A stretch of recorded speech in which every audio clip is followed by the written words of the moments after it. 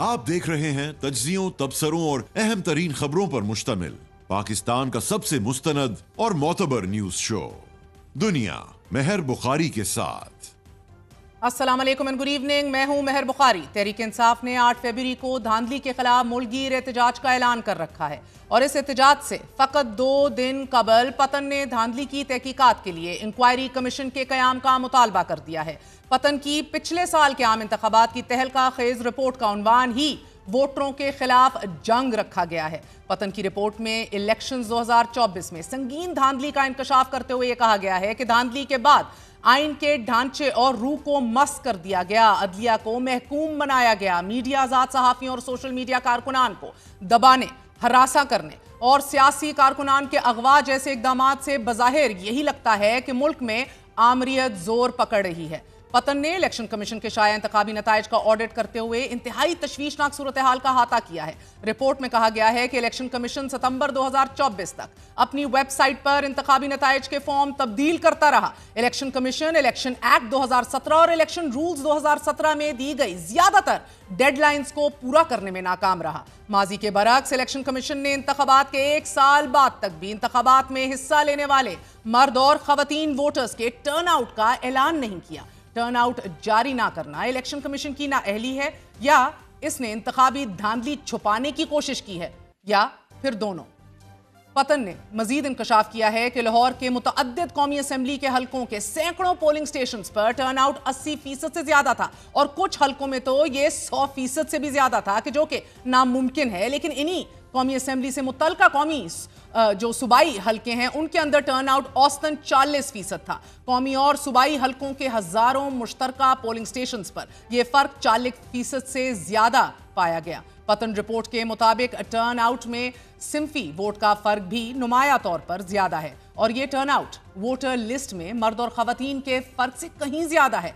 Lahore division के कौमी assembly के करीबन तमाम नशिस्तों पर यह ज्यादा वाज़ेह है। पतन ने यह इंकशाफ भी किया है कि कौमी असम्बली के 70 हलकों के 421 पोलिंग स्टेशन पर 0 या 50 से भी कम वोट पड़े और इलेक्शन कमीशन ने इस मामले की तहकीकात की, ना ही कानूनी इख्तियार अपना इस्तेमाल किया। इलेक्शन कमीशन, निगरान इंतजामिया और मौजूदा मखलूत हुकूमत ने मौजूदा हुक्मरान इत्तेहाद की जीत को यकीनी बनाने के लिए जबकि इलेक्शंस में हेरा फेरी, जबर और धांधली के 64 नए जराए इस्तेमाल किए। It is very damning report indeed for the current setup and for the Election Commission of Pakistan. नाज़रीन, इस रिपोर्ट के मुताबिक वोटों में धांधली और हारने वालों की जीत के दरमियान कई मामलात में बराह रास्त ताल्लुक नजर आता है। इंतखाबात से पहले और पोलिंग के दिन के जराए और वोटों में धांधली का मकसद मुस्बत नताइज हासिल करना था और इंतखाबात के बाद होने वाली धांधली का मतलब यह है बकौल इस रिपोर्ट के अरबाब इख्तियार और मुमलिकत के सारे वसाइल चोरी शुदा अवाम के मैंडेट को बचाने में मसरूफ हैं। मिसाल के तौर पर पीका का निफाज और 26वीं आईनी तरमीम वगैरह। पतन ने यह भी लिखा है कि सुप्रीम कोर्ट ऑफ पाकिस्तान के फुल बेंच के अहकामात के बावजूद पार्लियामेंट और 2 सूबाई असम्बलियों में खवातीन और गैर मुसलमानों के लिए 5 दर्जन से जायद रिजर्व सीट्स अभी तक खाली हैं। इससे वफाकी इकाइयों के दरमियान आईनी मसवात मस्क हो गई है। इसलिए नामुकम्मल मुकन्नना की जानिब से मंजूर की जाने वाली हर कानून साजी में कानूनी हैसियत और अवाम के एतमाद का फुकदान है। पतन ने इस रिपोर्ट का खुलासा भी दिया है और ये खुलासा देते हुए सिर्फ 4 अल्फाज का इस्तेमाल किया गया है: ताखीर, इनकार, हिरासत और तबाही। रिपोर्ट में पतन ने अपनी सिफारिशात देते हुए ये मुतालबा किया है कि आम इंतखाबात में धांधली, धोखादही, हेरा फेरी की तहकीकात और जिम्मेदारियों का तयन करने के लिए इंक्वायरी कमीशन कायम किया जाए और फिलफौर खवातीन और अकलियतों की मखसूस नशिस्तें जो कि अभी तक खाली हैं उन्हें मुकम्मल किया जाए। पतन ने सुप्रीम कोर्ट से भी अपील करते हुए इलेक्शन कमीशन पर भी जोर दिया है कि वो खैबर पख्तूनख्वा असेंबली के जरिए सेनेट इंतखाबात मुकम्मल करे। आइन के तहत वफाकी इकाइयों के दरमियान मसावात कायम करना लाजमी है। साथ ही ये मुतालबा भी किया गया है कि इंतखाबी अमल, वोटों की गिनती, नताइज मुरत्तब करने और इंतखाबी नताइज को पहुंचने के लिए डिजिटल टेक्नोलॉजी को अपनाने में गैर आइनी इंसानी मुदाखलत को रोका जाए। तहलका खेज रिपोर्ट है, तहलका खेज इंकशाफात हैं। बुनियादी तौर पर यह रिपोर्ट इलेक्शन कमीशन और मौजूदा निज़ाम के खिलाफ खुली चार्जशीट है। तहरीक इंसाफ के सेक्रेटरी इत्तलात ने भी आज ही चीफ इलेक्शन कमिश्नर के किरदार को निशाना बनाते हुए यह दावा किया है कि तहरीक इंसाफ में -1 का फॉर्मूला कामयाब बनाने में चीफ इलेक्शन कमिश्नर का किरदार कलीदी रहा और यह फॉर्म 47 के प्लान में सहूलतकार रहे। नाज़रीन, ऐसा ही दावा इमरान खान ने भी आज किया है, जो अभी आपको आगे चल के बताएंगे। पतन की ये रिपोर्ट एक ऐसे वक्त जारी हुई है कि जब इसी इंतखाबी धांधली और मैंडेट चोरी के खिलाफ तहरीक इंसाफ एहतजाज करने जा रही है, जबकि एहतजाज को हतमी शक्ल भी दे दी गई है। तहरीक इंसाफ इस्लामाबाद में एहतजाज नहीं करेगी, सिर्फ KPK में जलसा किया जाएगा। इस्लामाबाद के काफिले स्वाबी जलसे में शिरकत करेंगे और इसी तरह जनूबी पंजाब के 13 अजला के नुमाइंदगान अपने अपने हलकों में एहतजाज करेंगे और सिंध की क़यादत कराची समेत अपने हलकों में एहतजाज करेगी। ताहम लाहौर में मीनार पाकिस्तान का जलसा हुकूमती इजाजत से मशरूत है। आज ही लाहौर हाई कोर्ट ने डिप्टी कमिश्नर को अहकामात जारी किए हैं कि आज ही जलसे की दरख्वास्त पर फैसला कर लीजिए। तहरीक इंसाफ की क़यादत दावा कर रही है कि तहरीक इंसाफ कारकुन डरे नहीं हैं, बल्कि पहले से ज्यादा तादाद में निकले। के पीछे जो इदारे हैं उनको पता चल जाएगा, इनकी जो ये गलतफहमी है इंशाअल्लाह ताला 8 फरवरी को ये दूर हो जाए। वो जिस तरह पहले 8 फरवरी को कौम इमरान खान साहब के साथ थी, अभी उसमें इजाफा हुआ है। 26 नवंबर की इससे पहले जो रियासत ने जो जबर किया, जो जुल्म किया, जो आइन को पामाल किया, कानून को वोटों तले रोन डाला, तो इससे लोगों में इमरान खान से मोहब्बत भी बढ़ गई और हुकूमत वक्त और उनके पीछे जो इदारे हैं उनसे वो लोगों के फासले भी बढ़े।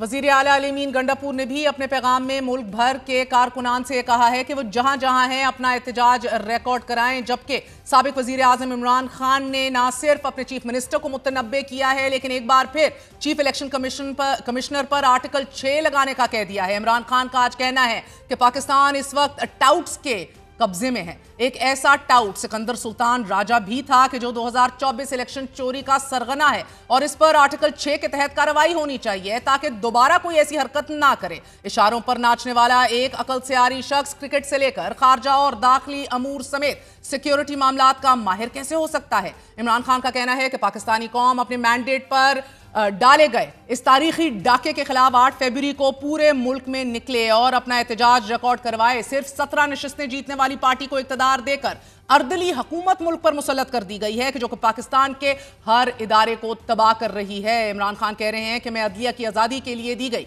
10 फरवरी की पाकिस्तान भर की बार एसोसिएशन और वकला की कॉल के भी हिमायत करता हूं। मुल्क में कानून की हुक्मरानी के बगैर किसी किस्म का इस्तेहकाम, स्टेबिलिटी मुमकिन नहीं है और कानून की हुक्मरानी आज़ाद अदलिया के बगैर मुमकिन नहीं हो सकती। जिस तरह 26वीं आईनी तरमीम के जरिए अदलिया को कंट्रोल करने के गर्ज से मुल्क में आइन और कानून की धज्जियां उड़ाई गई हैं, इसके खिलाफ पाकिस्तानी अवाम में शदीद नफरत पाई जा रही है। इमरान खान कह रहे हैं कि जो हालात हैं इससे ये तासुर मिलता है कि मौजूदा निज़ाम जमहूरियत के खिलाफ बाकायदा बरसरे पैकार है और रोज एक ऐसा नया कदम उठा लिया जाता है कि जो जमहूरियत की रूह के ऐन मुनाफी हो। पीका का कानून अगर लागू करना ही है तो सबसे पहले शहबाज शरीफ पर लागू किया जाए। इमरान खान का मानना है कि शहबाज शरीफ ने मुल्क की तारीख के सबसे धांधलीज़दा इंतखाबात को फ्री एंड फेयर करार दिया। उन्होंने 26 नवंबर को भी झुटलाया और यह कहा कि कोई शहादत ही नहीं हुई, लिहाजा पीका कानून के तहत सबसे पहली सजा शहबाज शरीफ को मिलनी चाहिए। नाज़रीन, अली अमीन गंडापुर को भी मुतनब्बे किया गया है। उनका कहना है 18वीं तरमीम के तहत किसी भी सूबे के IG और चीफ सेक्रेटरी की तकर्री सूबाई हुकूमत की स्वाबदीद है। एक मरतबा फिर आइन की धज्जियां बिखेरते हुए सूबाई हुकूमत के दिए गए 3 नामों को अपने पैकेट लॉस के जरिए रद्दी की टोकरी में फेंक दिया गया और खैबर पख्तूनख्वा में वफाक की मर्जी का IG इंस्टॉल कर दिया गया है। मैं अली अमीन गंडापुर को खसूसी हदायत जारी कर रहा हूं कि सूबे की अवाम के हकूक का तहफ़्फ़ुज़ आपकी जिम्मेदारी है। मुल्क के बाकी तीनों सूबों में पहले ही हमारे कारकुनान के खिलाफ जुल्म बर्बरियत का बाजार गर्म है और अगर KPK में भी हमारे कारकुनान को यह सब बर्दाश्त करना पड़ा तो इसकी जिम्मेदारी सूबाई हुकूमत और वजीर आला पर होगी। हमारे किसी वर्कर के खिलाफ कोई ज्यादती हुई तो फौरी एक्शन लेकर IG को फारिग करना है। दूसरी तरफ पूरी की पूरी ऑपोजिशन इकट्ठे होने के लिए बैठकें लगाए बैठी है। तहरीक इंसाफ की क़यादत भरपूर एहतजाज के हवाले से मुतहर्रिक तो है, लेकिन साथ ही जमात इस्लामी ने भी 8 फरवरी को मुल्क भर में एहतजाजी मुजाहिरों का ऐलान कर दिया है। ऑपोजिशन हुकूमत के खिलाफ महाज गर्म रखना चाहती है और इस हवाले से ग्रैंड अलायंस की तैयारियां भी हैं ऑपोजिशन पार्टीज की। कल रात की मुलाकात और मुल्क में फकत 1 साल बाद ही नए इलेक्शंस के मुतालबे के बाद आज ही सबसे बड़ी खबर, वजीर आजम शहबाज शरीफ मौलाना फजल रहमान के घर पहुंच गए अपने वफ्द के हमरा। ऑपोजिशन के ग्रैंड अलायंस बनाने की कोशिशों में शहबाज शरीफ और मौलाना फजल रहमान की मुलाकात इंतहाई अहमियत इख्तियार कर गई है। इसी वाले से बात करेंगे। हमारे साथ साबिक वफाकी वजीर इत्तलात फवाद चौधरी और साबिक गवर्नर सिंध मोहम्मद जुबैर मौजूद हैं। जुबैर, जितनी फुर्तियों से 24 घंटे के अंदर अंदर शहबाज शरीफ साहब अपनी पूरी वफ्त के साथ पहुंचे मौलाना साहब के घर, देयर इज पैनिक, डर तो है इन्हें? नहीं, पैनिक होना भी चाहिए। कोई भी अगर हुकूमत में होगा और एक ग्रैंड ऑपोजिशन अलायंस बनेगा, क्योंकि इमरान खान का जो एक नेगेटिव एस्पेक्ट था वो हमेशा सोलो फ्लाइट करना चाहते थे, और अब जबकि उन्होंने एग्री किया है कि जी सारे जो ऑपोजिशन जमातें हैं, जो जिसमें मैंगल साहब की बलूचिस्तान की जमात भी है, या जीडीए को ज़रूर शामिल करेंगे, या शाहिद खाकान अब्बासी की जमात है, इन सबको साथ मिलके तो उसका असर तो होगा। और अगर उसमें मौलाना साहब भी शामिल हो जाएं तो बहुत ज्यादा असर होगा और हुकूमत के लिए नहीं, मगर मौलाना शामिल होंगे कि नहीं, दैट इज $1 मिलियन क्वेश्चन ना। मौलाना साहब हर अदवार के अंदर अपना हिस्सा बकदर जुस्सा लेते रहे हैं एंड अपनी सियासी वेट तो रखते हैं, इससे तो कोई इंकारी नहीं है जी। नहीं, लेकिन उनको जो हिस्सा मिलना था उनके मुताबिक उनको नहीं मिला था ना। पीटीएम के वो सदर थे और उनका एक कलीदी रोल था, लेकिन जब वक्त आया बांटने का, जो स्पॉइल्स थे जो मिले थे but will he go the extra mile now? Fawad, आपको क्या लग रहा है, will he commit right now? अभी भी वो अब यही मंतक देते हैं कि मैंने तो बड़ी बला से बचा लिया, 26वीं आईनी तरमीम छोटा था जो होने जा रहा था, मगर पुश कम्स टू शव, एक जबरदस्त उनकी एक वर्किंग रिलेशनशिप जरदारी साहब नवाज शरीफ साहब से भी रही है। So will he go the extra mile जब वक्त आएगा?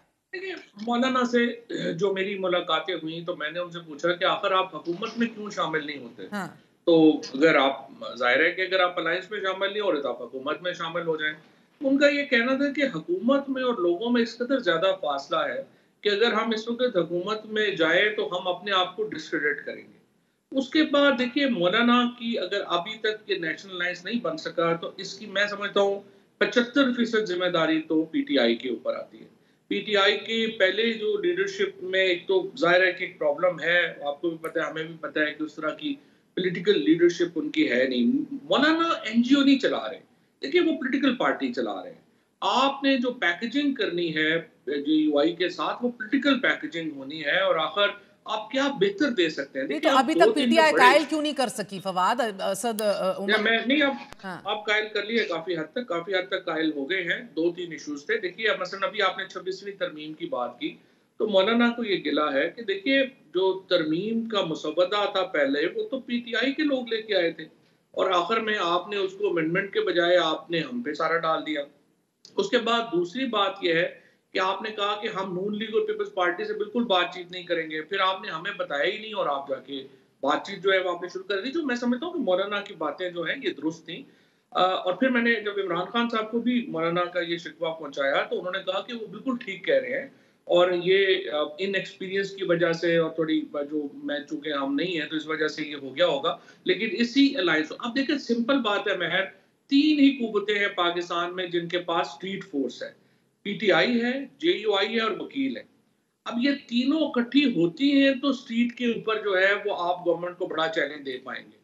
और ये मगर फवाद चौधरी साहब, मुझे आखिरी कोई ऐसा बड़ा इत्तेहाद बता दें कि जिसको इस्टेब्लिशमेंट की आशीर्वाद हासिल नहीं थी और वो कामयाब हो गया। हम पीएनए का भी जिक्र करते हैं, उधर भी इस्टेब्लिशमेंट साथ ही इनेविटेबली मिला, छोटी जमातों को कुछ नहीं लेने के देने पड़ गए, मार्शल लॉ लग गया। सर देखिए, एस्टैब्लिशमेंट भी, सच्ची बात यह है कि इतनी इस ऐप के ऊपर पाकिस्तान में कभी नहीं आई जितने पे अब है ना। और अभी जो प्रॉब्लम एस्टैब्लिशमेंट को भी समझना चाहिए कि देखिए 51 ऑनवर्ड हम एक मॉडल फॉलो कर रहे थे। परवेज मुशर्रफ हो, अयूब खान हो, ज़ियाउल हक हो, वो किसी हद तक पॉपुलर भी थे और उनको डॉलर भी आ रहे थे। इनका प्रॉब्लम यह है कि ना डॉलर आ रहे हैं ना आप पॉपुलर हैं, तो आपको अपनी जो चलें, अगर मैं ये बात मान भी लूं Fawad, and for the sake of clarity, मुझे फील फ्री जुबैर साहब if you want to add something. अभी जिस तरह पीएनए को तब चूचू का मुरब्बा कहा गया, डू ऐड जुबैर, आप ऐड कर लीजिए। सवाल सिर्फ इतना है कि अभी बोलें जी, मैं ऐड, जी सर, मैं ये कह रहा था कि देखें शायद फवाद एग्री नहीं करेंगे, 2002 में जब इलेक्शन हुए थे तो उस वक्त 2 मेजर पॉलिटिकल पार्टीज थी, एक पीपल्स पार्टी और पीएमएलएन। लेकिन जाहिर है मुशर्रफ साहब ने तोड़ के एक पीपल्स पार्टी को पैट्रियट्स बना ली और पीएमएलएन तोड़ के क्यू लीग बना ली, और उनका जाहिर से बात है इंटरेस्ट था कि क्यू लीग जीते और उन्होंने जितवा दिया धांधली करवा के 2002 के इलेक्शन में। 5 साल तक क्यू लीग सर्वाइव की, बावजूद इसके कि पीएमएलएन और पीपीपी सबसे ज्यादा पॉपुलर पार्टी, बिकॉज एस्टेब्लिशमेंट साथ खड़ी थी। सो कोई ऐसा पाकिस्तान की हिस्ट्री में, तारीख में कोई ऐसा वाकया नहीं है। आप एग्री करेंगे, इलेक्शन जो था ना वो बाय लार्ज जो था वो 24 जैसा नहीं था। उन्होंने बाद में पेट्रियट बनाई थी। नहीं, मैं बिल्कुल भी नहीं मवाजना नहीं कर रहा। वो चले गए थे आप, इसी में इलेक्शन का बेसिक प्रॉब्लम है। नहीं, मैं एग्री करता हूँ फवाद, मैं उसके दो नहीं, मैं कुछ और बात कर रहा था फवाद। मैं ये कह रहा था एस्टैब्लिशमेंट जब साथ होती है तो कुछ भी नहीं बिगाड़ सकते। जी, मैं ये कह रहा हूँ कि 5 साल क्यों नहीं चली ना, क्योंकि मुशर्रफ साहब की और एस्टैब्लिशमेंट की सपोर्ट थी। मैं जुबैर साहब आपसे थोड़ा याद कराना चाहता हूँ आपको कि जब बिल क्लिंटन यहाँ पे उस वक्त आए थे और उन्होंने दौरा नहीं किया था, अगर ये उसामा बिन लादेन वाला मामला नहीं होता तो उस वक्त भी हाथ पांव पड़ गए थे। देखिए ना, अगर वो मामला सारे तब्दील हो गए, उसके बाद तो पाकिस्तान सेंटर ऑफ ग्रेविटी बन गया ना सारे की सारी ये वॉर की, तो वो हमारे फंड्स भी आने शुरू हो गए। ये who knows better than you. अभी जो प्रॉब्लम है बड़ा सिंपल है। इस वक्त अनपॉपुलरिटी, उस वक्त नवाज शरीफ बहुत अनपॉपुलर थे। अभी तो देखिए इमरान खान एक तो बहुत पॉपुलर है। इन जितनी पॉपुलैरिटी तो सच्ची बात है पाकिस्तान की हिस्ट्री में किसी और को कोई नजदीक भी नहीं है जो इमरान खान जिस पॉपुलैरिटी पे। और फिर देखिए इकोनॉमी आप कितनी देर इंपोर्ट रोक के जो है वो आप कहेंगे कि हमारा करंट अकाउंट डेफिसिट नीचे है और आपका डॉलर नीचे है। जिस दिन आप इंपोर्ट बोलेंगे सबको पता है कि इकोनॉमी तबाह हुई है, आपको डॉलर चाहिए। ये दोनों की अदम मौजूदगी में देखिए ये सिस्टम बड़ा कमजोर है और ये मौलाना और इमरान खान अगर इकट्ठे हो जाए और साथ मिल जाए ये बोझ नहीं उठा सकते। मुझे अगर सवाल करने की वो करें, देखिए मसला ये है कि अगर आप जिस तरह कह रहे हैं कि भाई अभी सूरत हाल ये है कि इदारों की आशीर्वाद की जरूरत नहीं होगी, कि it's a perfect recipe for disaster right now and plus Imran Khan popularity and everything in. Problem ये है सर कि जो सारे इकट्ठे भी हुए हुए हैं सारे, ये अपनी हैसियत में कितना वजन रखते हैं। कुछ तो अपनी सीटें भी नहीं जीते हुए सर, सिंध की नुमाइंदगी इधर नहीं है, इतनी सख्त रिप्रेशन है कि अभी 8 फरवरी को भी पंजाब के अंदर कोई ना जलसा होगा ना कोई इतना निकल सकेगा। हल्का हल्का की बात कर रहे हैं कि अपने अंदर हल्कों में अपना मुजाहरा करके दिखा दीजिए आप, शायद वो भी ना हमें उस लेवल के ऊपर दिखाई दे। नहीं, सवाल हर कोई महदूद है अपने अपने इलाकों में। फवाद मैं जरा आंसर कर दूं एक फवाद, मैं एक पॉइंट कह दूं।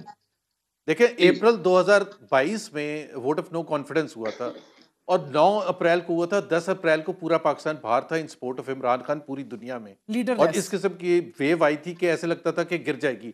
और सब पीटीआई के हमारे दोस्त ये कहते थे कि ये अब फौरन गिर जाएगी हुकूमत जो भी थी, लेकिन एस्टैब्लिशमेंट का आशीर्वाद था। 8 फरवरी आ गया, सब कुछ हो गया, पीटीआई को वोट पड़ गए, 2 साल उसको होने 1 साल उसको हो गया। सो 3 इयर्स तकरीबन हो जाएंगे अगले 2 महीने में पीटीआई को गए हुए, डिस्पाइट द पॉपुलैरिटी कुछ भी नहीं कर सके।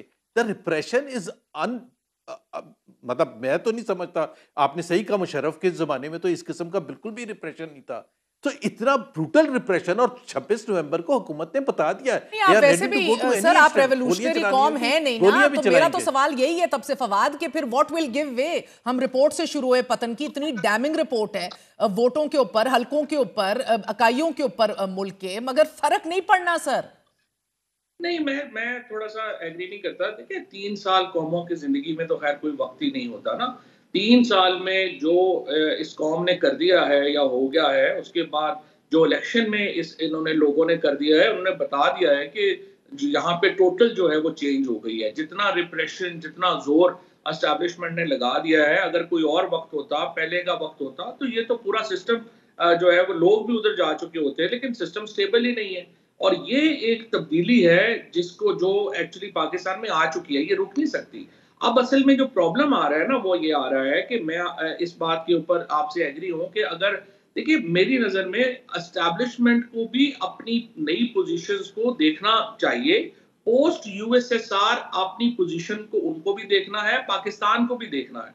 अब अगर आप पुरानी उसी मामलात के ऊपर रहेंगे, फवाद वो तो एक कांस्टेंट वर्क इन प्रोग्रेस है ना, evaluating the chess board, the power chess board. मगर मुझे ये बता दीजिएगा कि क्या ये बात वाकई आपके कानों तक भी पहुंची है कि इस सिस्टम को मजीद 1, 1.5, 2 साल चलाने की इमरान खान से बात की गई है कि चलाने दें और आपको बाहर भी ले आते हैं, फिर इलेक्शंस हो जाएंगे? देखिए अगर इमरान खान को 1, 1.5 साल चलाने की बात होती है, मेरी वैसे आज स्पेसिफिक ये बात हुई खान साहब से, मेरा नहीं ख्याल अभी कोई इस तरह की बात हुई है, लेकिन this is the best thing that can happen to Pakistan. Imran Khan को भी अभी चाहिए 8-10 महीने, उन्हें भी बाहर आके अपनी पार्टी को खड़ा करने की जरूरत है, क्योंकि अभी तो पार्टी ही नहीं है ना खड़ी, कार्डर पूरा खड़ा करना पड़ेगा। इमरान खान को भी वक्त चाहिए। अगर एस्टैब्लिशमेंट के साथ पाकिस्तान के लिए बेस्ट चीज यही होगी कि एस्टैब्लिशमेंट और सियासी जमातें मिलकर अपने मुस्तकबिल का फैसला करें, बजाय इसके कि एक दूसरे के कोई खिलाफ हो। लेकिन ये बात मेरे से, मैं क्लियर हूँ इसके ऊपर कि आप इमरान खान को और नहीं दबा सकेंगे। 6 महीने और कर लें, हो सकेगा आप 7 महीने कर लेंगे, लेकिन देखिए इतने बड़े अवामी तूफान को रोका नहीं जा सकता, रोका नहीं गया। अब आप तो 8 फरवरी को जो लोगों ने फैसला सुना दिया है उसको इम्प्लीमेंट तो होना है। नया इलेक्शन तो आपने कराना ही कराना है, उसके लिए कब कराना है इज द बिग क्वेश्चन ना। तो आप कह रहे हैं आज की मुलाकात में उन्होंने ऐसी कोई आपको बात की नहीं, वो भी मेंटली तैयार हैं कि मैं रीऑर्गेनाइज करूं, बाहर आके पार्टी एक दफा खड़ी करूं, उसके बाद जाके आगे देखते हैं। सो वी स्टिल, ये तो जुबैर इजीली आप 2 साल तो कहीं ना गए, 1 साल हो गया, यानी कि 3 साल तो ये अभी मुकम्मल करेंगे मिनिमम।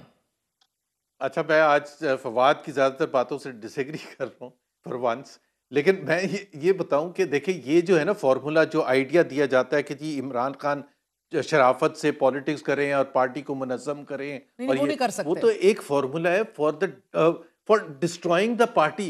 इमरान खान की पॉलिटिक्स का एक तरीका है और उसमें एक शिद्दत होती है। इमरान खान वो, अगर जैसे ट्रंप है, अगर वो इमरान खान ही नहीं रहेगा, अगर वो नॉर्मल तरीके से पॉलिटिक्स शुरू कर देगा, अगर वो मुनज़्ज़म करते करते पता चले कि ये हुकूमत इतनी मुनज़्ज़म हो गई है, तो इमरान खान को लोग इसलिए पसंद करते हैं कि उनकी सियासत में एक शिद्दत है, और उनकी सियासत, उनके सपोर्टर्स लाखों करोड़ों ये चाहते हैं कि वो शिद्दत का इस्तेमाल करें, चाहे वो अंदर जेल में बैठ के या जेल से बाहर करंट सेटअप को।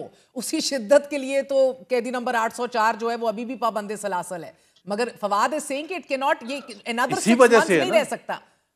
मगर सर अगेन देखिए ना, मैं नहीं एग्री करता। देखिए ना, अनदर 6 मंथ्स, ये बातें हम सुन रहे हैं 1.5 साल से, दूसरा साल चल रहा है। देखिए ना, बड़ी सीधी बात है कि Absolutely. आप जो देखिए ना, पाकिस्तान में बांग्लादेश जैसा इनकलाब का मॉडल, जिस तरह अभी आपने भी कहा है कि अगर आ भी जाए तो वो कोई इतना खुशाइन बात नहीं है। और सर आप भी नहीं सकता ना, क्यों आप ये बार बार मिसालें देते हैं? ना ही हमारी डेमोक्रेसी इतनी इंट्रेंच्ड है कि आप टर्की की मिसाल भी इस मुल्क के अंदर दे सके कि लोग जाके बाहर लेट जाएं, टैंकों के आगे लेट जाएं, लोग एक कॉल दें तो पार्लियामान जाके हिसार बना दें। यहाँ पे भी लोगों ने गोलियां तक तो खा ली हैं, अब और क्या करें, वो नहीं इशू। इशू ये है कि आपने, ये पाकिस्तान के लिए अच्छा ही नहीं है। Best thing that can happen to Pakistan is कि आप एक ग्रैंड पॉलिटिकल डायलॉग के जरिए ही एक और मिसाक जमहूरियत की जरूरत है, but this time with Mahmood Khan Achakzai, Imran Khan, Maulana Fazl Rehman and all of them. बिल्कुल बिल्कुल। इसके अलावा और एस्टैब्लिशमेंट साथ बैठे, वो बताएं कि वो किस तरह से जो है वो आगे क्यों साथ बैठेगी। मेरा ख्याल है ये तो नहीं हो सकता कि सारे दुनिया एक तरफ खड़ी है, आप एक तरफ खड़े हैं कि नहीं जी बस हमारा जो है ट्रांजिशन तो आपको करनी पड़ेगी सर। मगर ये बात फवाद बड़ी देर से कह रहे हैं Zubair, but the problem is कि अभी क्या मसला है? अभी क्या मसला है जुबैर? अभी मसला है कि आपका चीफ इलेक्शन कमिश्नर भी अल्हम्दुलिल्लाह लगता है ताहयात मौजूद रहेंगे इलेक्शन कमीशन के ऊपर। आपका 26वीं तरमीम के बाद आप जो नहीं चाहते थे, जो चीफ जस्टिस आए, वो नहीं आया। अब याया अफरीदी साहब हैं इधर। तीसरा, आप देख रहे हैं कि सिस्टम जिस इंप्यूनिटी के साथ चल रहा है, एक कस्टमरी किस्म का एक नॉनशलांस है कि नहीं फर्क पड़ता, कर लो जो करना है, रिपोर्टें निकालो, बातें करो जो करना है, एक बुलडोज हो रहा है सिस्टम। एब्सोल्युटली। देखिए ना, अभी रिसेंट एग्जांपल दे लेना महर, इस्लामाबाद हाई कोर्ट में जो जजेस तैनात किए, जो इस्लामाबाद हाई कोर्ट का चीफ जस्टिस, उससे लगता है कि कुछ स्पेस क्रिएट की जा रही है पीटीआई के लिए। वो तो सारी चीजें पीटीआई के खिलाफ शो कर रही है कि जो इंटेंट है वो तमाम का तमाम तोपों का रुख इस वक्त भी। मगर इस सूरत हाल में टेल मी, डज इट, कोई रियायत नहीं की जा रही? नहीं, मुझे भी नहीं दिख रहा, मुझे भी रियायत फवाद नहीं दिख रही। मगर इस सूरत हाल में जब आप जुनेद अकबर जैसे लोगों को सामने लाएंगे, विल दैट हेल्प फवाद आपकी नजर में? वो किसी के खिलाफ, किसी के कहने पे एहतजाज खत्म नहीं होगा, इस दफा और प्रिपेयर्ड आएंगे? बड़े सख्त इन बयान आते हैं, is a very hawkish element it's considered. Do you think this will help? नहीं, बट जिस तरह अभी जुबैर साहब ने आपसे कहा कि देखिए पीटीआई अफोर्ड ही नहीं करती कि वो जो है वो टेम्परेचर नीचे ले आए। नहीं, मेरा सवाल आपसे लेटली वर्ड फवाद कहने का मतलब है ये मज़ामती सियासत सिर्फ खैबर पख्तूनख्वा तक ही महदूद रहेगी? नहीं, मज़ामती सियासत आगे भी आएगी, लेकिन इशू ये है कि जिस तरह आपने और जुबैर साहब ने अभी एग्री किया है कि आप पीटीआई को तो सिस्टम जो है वो कोई जगह देने को तैयार नहीं है। जब सिस्टम को जगह देने को तैयार नहीं है तो ऑब्वियसली आप जो है वो प्रेशर में रखेंगे ना सिस्टम को। इसीलिए सिस्टम नहीं चल पा रहा ना कि पीटीआई अभी। और ये भी मैं आपको बता दूं, ये भी गलतफहमी है, जब इमरान खान दोबारा डी चौक की कॉल देंगे, दोबारा प्रेशर जो है वो फिर बढ़ जाएगा।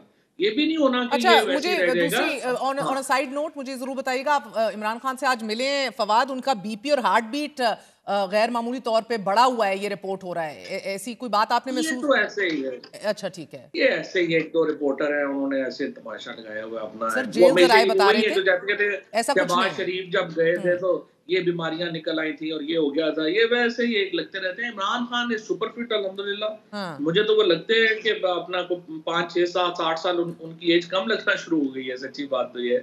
और वो मेंटली मैंने आज जब ये बात हो रही थी कि कोर्ट्स जो है वो सारी आ गई हैं, जिस तरह जुबैर साहब बात कर रहे हैं कि ये हो गया वो, तो उन्होंने कहा ये नेल्सन मंडेला से लेके खालिदा जिया तक कौन सा पॉलिटिकल लीडरों को कोर्ट्स ने निकाला है। तो हमारी तो ओपी नहीं होनी चाहिए, हमें तो अवाम के ऊपर जो है वो रिलाई करना है। सो he is super fit.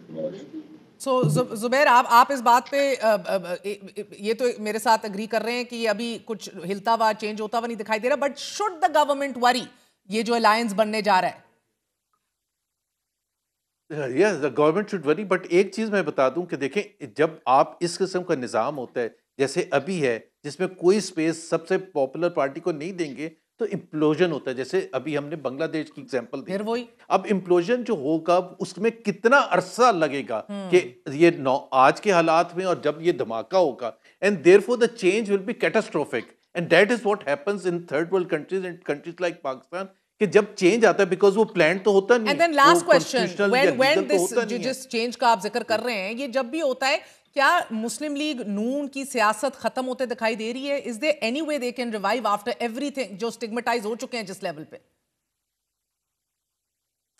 As of today जैसे हम बात कर रहे हैं तो कोई चांस नहीं। एक ही जाहिर है उनके लिए चांस है, और वो है कि अगर इकोनॉमी टर्न अराउंड कर जाए और लोगों को महसूस हो कि उनकी ज़िंदगी में एक चेंज आया है, पॉजिटिव चेंज आया है फाइनेंशियली, इकोनॉमिक स्टैंड पॉइंट से, तो वो एक कंट्रीब्यूटिंग फैक्टर ज़रूर हो सकता है। एंड मैंने आपसे कभी पूछा नहीं जुबैर, इकोनॉमी मैं सिर्फ एक बात कर रहा हूँ जुबैर साहब, ये जो कराची के सेठ हर जो है वजीर आजम और चीफ को पकड़ के बताना शुरू कर देते हैं ना कि 6 महीनों में आप अगर करना शुरू कर देना, देखिए कुछ भी नहीं हो सकता। आप और मैंने सालों से ये इकोनॉमी देख रहे हैं, कोई 2-3 सालों में इकोनॉमी में क़यामत नहीं आ जानी, पहली बात। दूसरी बात ये है कि देखिए, मैंने कहा अगर जी, दूसरी बात ये है महर, मुस्लिम लीग तो रहेगी।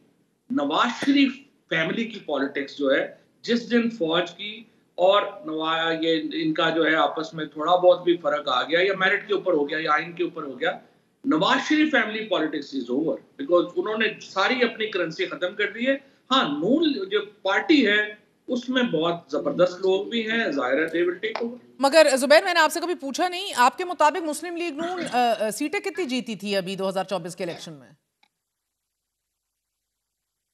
देखिए, from Miftah Ismail's number of 16-17 to 30 कुछ कहते, आई मीन जाहिर सी बात है मैं कोई एक्सपर्ट नहीं हूँ, बट मेरी असेसमेंट ये है कि 25 सीटें जीती होगी, 25, बट 25 हो या 20 हो या 30 हो, 340 की असेंबली में आपको हुकूमत बनाने का कोई अथॉरिटी नहीं है with even 30 seats for example, और आपने तमाम ओहदे संभाले में। That is the thing which is really hurting PMLN। And मैं आपको बताऊं, जब हम बात करते हैं अपने दोस्तों से, पुराने दोस्तों से PMLN के, उनको सबको पता है इस चीज़ का कि वो 25 या 22 या 20 सीटें वो गिनवाते हैं। जी याद सादिक तो जीते थे ना, एंड सो ऑन, इस तरह से करके बताते हैं। इस्लामाबाद में कोई सीट नहीं जीते हैं, पिंडी डिवीजन में हार्डली कोई सीट जीते हैं, लाहौर में हार्डली कोई सीट जीते हैं। तो जाहिर सी बात है कि उसमें आप टोटल मिला के उनका बेनिफिट भी दे दें तो मैं कहता हूँ 30 मिल जाएं, 30 आउट ऑफ 340, क्या वो एलिजिबल होते हैं हुकूमत बनाने में और 5 साल रहने के लिए?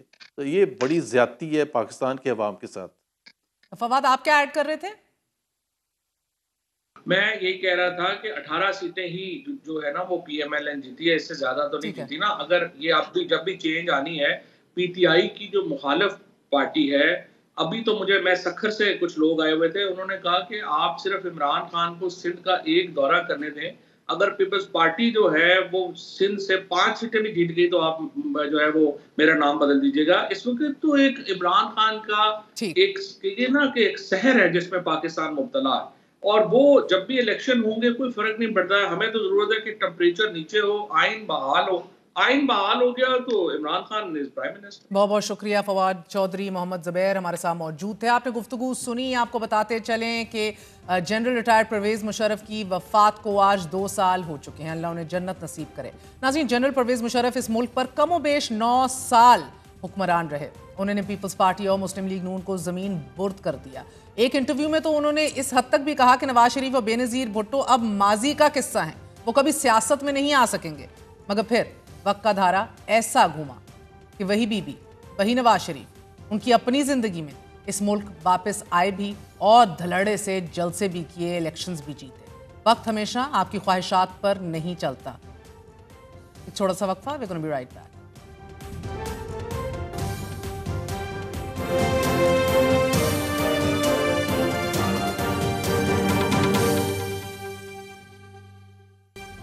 लाहौर की एंटी करप्शन अदालत ने वजीर आजम शहबाज शरीफ और हमजा शहबाज को 7 साल बाद Ramzan sugar mill corruption reference से बरी कर दिया है। अदालत के जज सरदार मोहम्मद इकबाल डोगर ने दोनों रहनुमाओं को इल्जामात से बरी करने का हुक्म देते हुए अपना फैसला सुनाया है कि मुद्दई मुकदमा इस केस से पीछे हट चुका है। शहादतों का जायजा लें तो भी सजा का इम्कान नहीं है, लिहाजा अदालत मुल्जिमान की बरियत की दरख्वास्तें मंजूर करती है। नाजरीन, अगर इस मुल्क में 9 अप्रैल 2022 का दिन किसी के लिए खुशकिस्मत साबित हुआ तो वो मौजूदा हुकूमती इत्तेहाद और बिलखसूस शरीफ खानदान के लिए था कि चूंकि इमरान खान दौरे हुकूमत में जितने केसेस भी शहबाज शरीफ और उनके खानदान के खिलाफ बनाए गए, आज उनमें से शायद ही कोई ऐसा केस हो कि जिसमें शहबाज शरीफ को बरी ना किया गया हो। इमरान खान दौर में मौजूदा वजीर आजम शहबाज शरीफ और उनके साहबजादे हमजा शहबाज के खिलाफ 4 बड़े केसेस बनाए गए जो नैब, एहतसाब अदालत और FIA में जेर समात रहे। मगर फिर इमरान खान की हुकूमत के खात्मे के साथ ही नैब और FIA केसेस में शरीफ खानदान को रिलीफ मिलना शुरू हो गया। मनी लॉन्ड्रिंग, इख्तियारात के नाजायज इस्तेमाल और करप्शन से मुतल्लिक सबूत नैब और FIA की तफ्तीशी फाइलों से मिटने शुरू हो गए। Asia housing society project corruption case, Ramzan sugar mill case, money laundering और आमदन से जायद असासे रखने के केसेस नैब में जेर समात थे। जबकि चौथा मुकदमा जिसमें शहबाज शरीफ और उनके साहबजादों पर मनी लॉन्ड्रिंग और करप्शन का केस था, वो FIA में जेर समात था। आज रमजान शुगर मिल केस में शहबाज शरीफ और हमजा शहबाज को बरी कर दिया गया है। इस मामले से मुतल्लिक 2017 में नैब ने इंक्वायरी शुरू की और फिर 2018 में दोनों के खिलाफ तहकीकात शुरू हो गई। तहकीकात मुकम्मल होने पर 18 फरवरी 2019 को नैब ने शहबाज शरीफ और हमजा शहबाज के खिलाफ रेफरेंस दायर कर दिया। रमजान शुगर मिल केस में शहबाज शरीफ 4 माह 9 दिन नैब की हिरासत में रहने के बाद 14 फरवरी 2019 को लाहौर हाई कोर्ट से जमानत पर रिहा हुए, जबकि हमजा शहबाज को लाहौर हाई कोर्ट के 2 रुकनी बेंच से 7 माह 26 दिन बाद 6 फरवरी 2020 को जमानत मिली। रमजान शुगर मिल्स रेफरेंस की एहतसाब अदालत में 105, जबकि एंटी करप्शन अदालत में 13 समातें हुई। वक्त गुजरता गया, रमजान शुगर मिल से जुड़े मामलात FIA और एहतसाब अदालतों में चलते रहे। मगर फिर 9 अप्रैल 2022 को अदम एतमाद तहरीक ऐवान में पेश भी हुई और कामयाब भी। लेकिन यहां दिलचस्प बात यह है कि एक तरफ इमरान खान के खिलाफ अदम एतमाद की तहरीक पर वोटिंग होनी थी, तो दूसरी जानिब शहबाज शरीफ, हमजा शहबाज और दीगर अहले खाना के खिलाफ मनी लॉन्ड्रिंग और आमदन से जायद असासाजात रेफरेंस में फर्द जुर्म आयद होना थी, कि जो कि नहीं हुई। फर्द जुर्म आयद कैसे होती? क्योंकि अदम एतमाद की तहरीक को मंजूर करवाना ज्यादा जरूरी था। इमरान खान को वजारत उज़्मा की कुर्सी से हटाने के बाद तहरीक इंसाफ ने मौक़िफ़ अपनाया कि PDM ने हमारी हुकूमत का खात्मा अपने खिलाफ नैब केसेस खत्म करना और इंतखाबात में मर्जी के नताइज हासिल करना है। A lot of that is history. It seemed कि इसी तरह चीजें पैन आउट हुई। फिर 11 अप्रैल 2022 को शहबाज शरीफ ने बतौर वजीर आजम ओहदे का हल्फ लिया, उसी वक्त कि जब उनको इंडाइट होना था, और महज 35 दिन बाद नैब में पहली तरमीम कर दी गई। नैब कानून में इस अंदाज में टेलर मेड तब्दीलियां की गई कि इन तरमीम का सबसे ज्यादा फायदा PDM को हुआ। नैब के दायरा इख्तियार को महदूद किया गया। 50 करोड़ रुपए से कम के करप्शन केसेस नैब से वापस ले लिए गए और इस शिक की मदद से हमजा शहबाज और शहबाज शरीफ के केसेस को नैब अदालत से वापस लेने की राह हमवार की गई। इन्हीं नैब तरमीम से नवाज शरीफ, आसिफ अली जरदारी, अनवर मजीद, शौकत अजीज, राजा परवेज अशरफ और यूसुफ रजा गिलानी समेत दीगर नैब मुल्जिमान को फायदा पहुंचाया गया और इनके केसेस एहतसाब अदालतों से वापस नैब भेजे गए। शहबाज शरीफ और हमजा शहबाज के खिलाफ रमजान शुगर मिल रेफरेंस नैब कानून में तरमीम के 6 माह बाद यानी कि 11 सितंबर 2022 को नैब वापस भिजवा दिया गया। नैब कानून में की गई इन तरमीम को तहरीक इंसाफ ने सुप्रीम कोर्ट में चैलेंज करने का ऐलान कर दिया, जबकि PDM हुकूमत का यह मानना था कि यह तरमीम गुड फेथ में की गई हैं और इनका फायदा तहरीक इंसाफ और इमरान खान को भी होगा। लेकिन फिर 22 सितंबर 2023 को सुप्रीम कोर्ट ने चीफ जस्टिस उमर अता बंदयाल की सरबराही में कायम बेंच ने नैब तरमीम एक्ट को कलअदम करार देते हुए रेफरेंस दोबारा एहतसाब अदालत भेजने का हुक्म दे दिया। अदालत ने नैब तरमीम को आइन में मुफादे आमा से मुतल्लिक बनाए गए कवानीन के खिलाफ करार दिया। 50 से जायद रेफरेंसेस वापस एहतसाब अदालतों में चलते रहे, मगर गो स्लो की पॉलिसी पर अमल शुरू हो गया और फिर 6 सितंबर 2024 को जस्टिस काजी फायज ईसा की सरबराही में 5 रुकनी बेंच ने इंट्रा कोर्ट अपीलों पर मुतफिका फैसला सुनाते हुए नैब तरमीम को बहाल करते हुए मुख्तसर फैसला सुनाते हुए कहा कि ये तरमीम ना तो आइन ना ही बुनियादी इंसानी हकूक के खिलाफ हैं। दिलचस्प बात यह है नाजरीन कि इस मुल्क में हमेशा ताकतवर का राज होता है, गवाह भी मुकर जाते हैं, इस्तगासा भी तब्दील हो जाता है, कोर्ट पैकिंग भी very possible in this country, कानून की मंशा के मुताबिक कानून भी तब्दील होता है। जनरल रिटायर्ड शाहिद अजीज ने हमें एक दफ़ा बताया था कि किस तरह मुशर्रफ के दौर में वक्ती तौर पे कुछ फाइलें जो हैं वो साइड पे रख दी गई थीं। ये वाकई फाइलें वक्ती तौर के ऊपर साइड पे भी रख दी जाती हैं और उठा के एक्टिवेट भी कर दी जाती हैं। छोटा सा वक्फे के बाद हाजिर होंगे अहम खबर के साथ।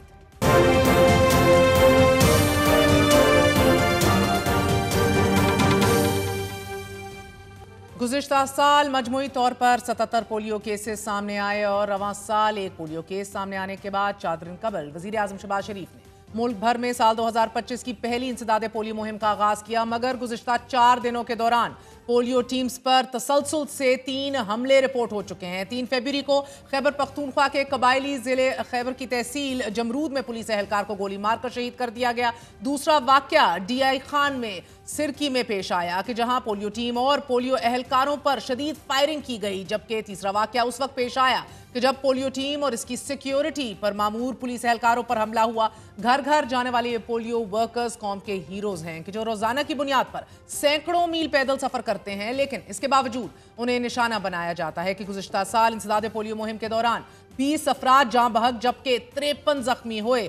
ये एक अलमिया है नाजरीन कि रियासत मुल्क से पोलियो का खात्मा चाहती है। सऊदी अरब समेत मुल्क के नामवर उलमाए दीन पोलियो वैक्सीनेशन के हक में फतवे दे चुके हैं, मगर इसके बावजूद कल्चरल रेजिस्टेंस कुछ ऐसी है कि थमने का नाम नहीं ले रही। कुछ अफराद की शरंगेजी की वजह से लोग अपने बच्चों को पोलियो के कतरे नहीं पिलवाते और फिर पोलियो टीम्स पर हमले भी तवातर से जारी हैं कि जिसकी वजह से पोलियो का ये मर्ज दिन ब दिन बढ़ता चला जा रहा है। पोलियो की तरह पाकिस्तान में हेपेटाइटिस का मर्ज भी खतरनाक सूरत हाल इख्तियार कर चुका है। पाकिस्तान में हर 25वां शहरी इस वक्त हेपेटाइटिस C का शिकार है। वजीर आजम के कोऑर्डिनेटर बराए सेहत डॉक्टर मलिक मुख्तार अहमद के मुताबिक पाकिस्तान में हेपेटाइटिस C के मरीजों की तादाद दुनिया में सबसे ज्यादा है और अगर हेपेटाइटिस के खात्मे के लिए इकदाम ना उठाए गए तो 2035 तक हेपेटाइटिस C के मरीजों की तादाद 1 करोड़ 10 लाख से भी तजावुज कर जाएगी। आलमी इदारे सेहत की गुज़िश्ता साल की रिपोर्ट ये इंकशाफ करती है कि पाकिस्तान में हेपेटाइटिस C के मरीजों की तादाद 88 लाख है और अगर इसमें हेपेटाइटिस B के मरीजों को भी शामिल कर लिया जाए तो ये तादाद 1 करोड़ 26 लाख तक पहुंच जाती है।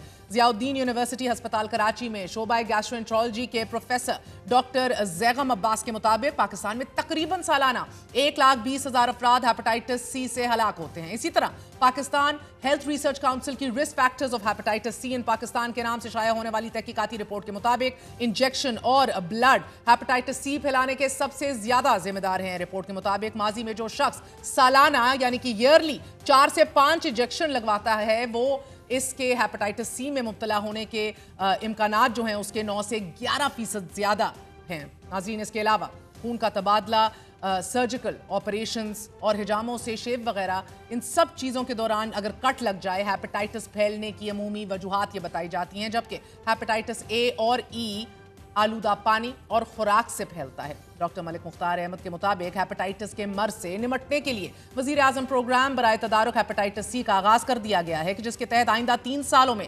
34 अरब रुपए मुख्तस किए जाएंगे, जबकि सूबाई हुकूमतें 37 अरब रुपए देंगी, जिसके बाद इस मंसूबे के मजमूई फंडिंग को अगर देखा जाए ये तकरीबन 68 अरब रुपए हो जाएगी। लेकिन खदशा जाहिर किया जा रहा है कि सूबा पंजाब की तरह वफाकी हेपेटाइटिस प्रोग्राम भी नाकाम होगा। हालांकि 7 अरब रुपए के बजट को बढ़ाकर 68 अरब रुपए कर दिया गया है, क्योंकि इंपोर्टेड किट्स एक तो महंगी होंगी और दूसरा उनकी खरीदारी में शफाफियत और ट्रांसपेरेंसी का अंसर भी नजरअंदाज हो सकता है। और इसी खदशे का इजहार डॉक्टर सानिया निश्तर भी कर रही हैं। सानिया निश्तर के मुताबिक गैर मुल्की आलात पर इन्हिसार मकामी मैन्युफैक्चरर्स की सलाहियत को न सिर्फ नजरअंदाज करेगा बल्कि सस्ते मुतबादिल ऑल्टरनेटिव्स की भी हौसला शिकनी होगी। इसका असर मुल्की मुईशत और कौमी खजाने पर भी होगा। सानिया निश्तर के मुताबिक प्रोग्राम के लिए एक बड़ा वाज़ेह और ठोस रोड मैप होना लाजमी है कि जिसमें एक्सपर्ट्स माहिरीन के मशवरे शामिल किए जाएं और वो पब्लिक प्राइवेट पार्टनरशिप के तहत बनाया जाए। और अगर इनको मद्देनजर नहीं रखा जाता तो हमें सवाल पूछना चाहिए कि क्या हम माजी की गलतियों से सीख रहे हैं? Are we even committed to the health sector?